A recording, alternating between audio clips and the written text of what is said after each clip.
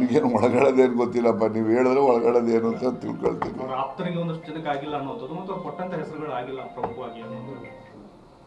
ಅದೇನಪ್ಪ ಅದ್ರ ಬಗ್ಗೆ ನನಗೆ ಮಾಹಿತಿ ಇಲ್ಲ. ಅಲ್ಲ, ಅವರು ಉದ್ದೇಶಪೂರ್ವಕವಾಗಿ ಗೈರು ಹಾಜರಾಗಿರ್ತಕ್ಕಂಥದ್ದು ಆಗಿದ್ದರೆ ಅದು ನಿಜಕ್ಕೂ ಕೂಡ ಒಂದು ವಿಷಾದದ ಸಂಗತಿ, ಹೌದಲ್ವಾ? ಯಾರು? ನಾನು ಮಾತಿಲ್ಲ, ಕತೆ ಆಡಿಲ್ಲ. ನೆನ್ನೆ ಸಾಯಂಕಾಲ ಹೋಗಿ 9:15 ಗಂಟೆಗೆ ನಾನು ಅವ್ರಿಗೆ ಬಂದೆ, ವಿಷಯ ಹೇಳಿ ಬಂದೆ ಅಷ್ಟೇ, ಬೇರೆ ಏನಿಲ್ಲ. ಸರ್, ಈಗ ಮಂಡ್ಯ ಅಂತ ಜಿಲ್ಲೆಗೆ 2 ಕೊಡ್ತಾರೆ, ಕಲಬುರಗಿ ಅಂತ ಜಿಲ್ಲೆ 3 ಕೊಡ್ತಾರೆ.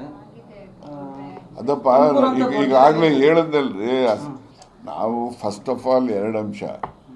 ಒಂದು, ನಮ್ಗೆ ಹೆಚ್ಚು ಪ್ರಾತಿನಿಧ್ಯ ಬೇಕು ಜಿಲ್ಲೆಗೆ ಅಂತ ಕೇಳೋದು. ಎರಡನೇದು, ಮೊದಲನೇದು ಪ್ರಾತಿನಿಧ್ಯ ಕೊಡಿ, ನಮಗೆ ನಮ್ಮ ಜಿಲ್ಲೆಗೆ ಪ್ರಾತಿನಿಧ್ಯ ಇಲ್ಲದ ರೀತಿ ಆಗಬಾರ್ದು ಅನ್ನೋದು ಬೇಡಿಕೆ ಇದೆಯಲ್ಲ, ಅದು ಪ್ಯಾರಾಮೌಂಟ್.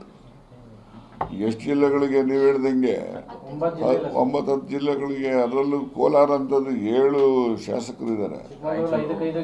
ಚಿಕ್ಕಮಗಳೂರು 5-5 ಗೆದ್ದಿದ್ದಾರೆ, ರಾಯಚೂರು ಗೆದ್ದಿದ್ದಾರೆ, ಕೊಡಗು, ಉಡುಪಿ, ರಾಯಚೂರು ಮತ್ತು ಎಲ್ಲ 5 ಸ್ಥಾನನೂ ಗೆದ್ದಿದ್ದಾವೆ.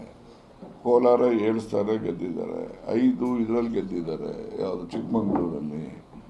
ಈ ರೀತಿ ಎಲ್ಲ ಅಸಮತೋಲನ ಆದರೆ ಈಗ ಬರ್ತಕ್ಕಂಥ ಸ್ಥಳೀಯ ಸಂಸ್ಥೆ ಚುನಾವಣೆಗಳು ಇನ್ನೇನು 2028 ಇನ್ನೇನು ಈಗಾಗಲೇ ಆಗಸ್ಟ್ ತಿಂಗಳು ಮುಗಿತಾ ಬಂದಿದೆ. ಈಗಾಗಲೇ 2027, 26, 28 ಬಿಟ್ಬಿಡಿ, ಆ ಕಡೆ 6 ತಿಂಗಳದು.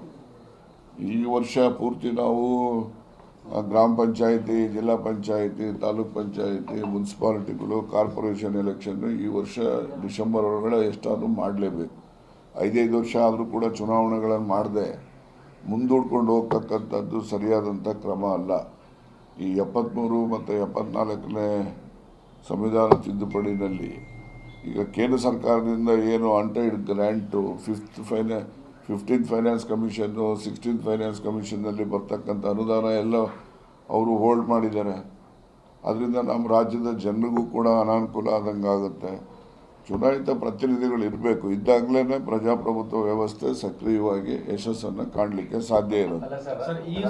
ಎಐಸಿಸಿ ಅಧ್ಯಕ್ಷರಿದ್ದಾರೆ, ಅವರ ಜಿಲ್ಲೆಗೆ 3 ರೆಪ್ರೆಸೆಂಟೇಷನ್ ಕೊಟ್ಟು ಬೇರೆ ಜಿಲ್ಲೆಗಳಿಗೆ ಅನ್ಯಾಯ ಮಾಡಿದ್ದು ಎಷ್ಟು ಮಟ್ಟಿಗೆ ಸರ್? ಕರ್ನಾಟಕದ ರಾಜಕಾರಣ ಗೊತ್ತಿರೋದು. ಈಗ ಹೈಕಮಾಂಡ್ ತೀರ್ಮಾನ ತಗೊಂಡಿದ್ದನ್ನು ನಾವು ಪ್ರಶ್ನೆ ಮಾಡೋಕ್ಕೆ ಹೋಗೋದಿಲ್ಲ. ಅವ್ರು ಏನು ಅವರ ಅಕಾರ್ಡಿಂಗ್ ಟು ದೇರ್ ವಿಸ್ಡಮ್ ಅವ್ರು ನಿರ್ಣಯ ಮಾಡಿರ್ತಾರೆ. ಅದನ್ನು ನಾವು ಪ್ರಶ್ನೆ ಮಾಡೋದು ಸರಿಯಾದಂಥದ್ದಲ್ಲ. ಅವರು ಯೋಚನೆ ಮಾಡಬೇಕಷ್ಟೆ.